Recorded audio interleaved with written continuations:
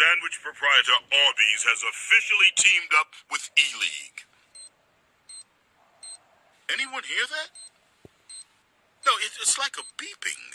Shh, there, listen. It's faster now.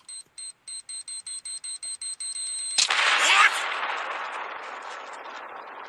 Looks like it's time to invest in a defuse kit.